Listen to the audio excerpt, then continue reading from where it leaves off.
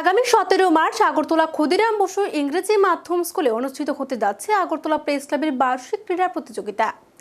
এই ক্রীড়া প্রতিযোগিতায় সাংবাদিকদের পাশাপাশি তাদের পরিবারের সদস্যরাও অংশগ্রহণ করতে পারবেন। মোট 20টি ইভেন্টের উপর হচ্ছে এই ক্রীড়া প্রতিযোগিতা। বার্ষিক ক্রীড়া প্রতিযোগিতায় 16টি ইভেন্টে মহিলাদের এবং শিশুদের জন্য আলাদা ক্যাটাগরি রাখা হয়েছে। 4টি ইভেন্ট রাখা হয়েছে সারপ্রাইজ ক্যাটাগরিতে। মাঠে এই ইভেন্টগুলো ঘোষণা করা হবে। 17 মার্চ বিকেলে পুরস্কার বিতরণ করা হবে। বিগত বছরের মতো এবছরও এই বার্ষিক ক্রীড়া প্রতিযোগিতায় যথেষ্ট সাড়া পড়বে বলে আয়োজকদের অভিমত।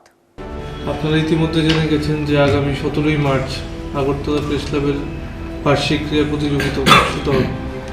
আমাদের এই কমিটি যেদিন দায়িত্ব নিয়েছিল, আমাদের প্রেসিডেন্ট এবং আমাদের সেক্রেটারি, এটা বহুদিন ধরে বন্ধ ছিল যে সাংবাদিকদের পরিবার এবং সাংবাদিকদের একদিন একটা অ্যানুয়াল স্পোর্টস চালু করার জন্য, এবং ওদের ইন্সপিরেশনে আমরা এটা আবার চালু করতে পেরেছি। আমি ধন্যবাদ জানাই স্পোর্টস সাব কমিটির চেয়ারম্যান এবং আগরতলা প্রেস ক্লাবের সভাপতিকে।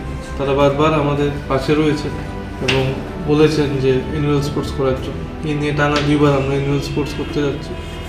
আগামী 17 তারিখ ক্ষুদিরাম স্কুল মাঠে এটা অনুষ্ঠিত হবে।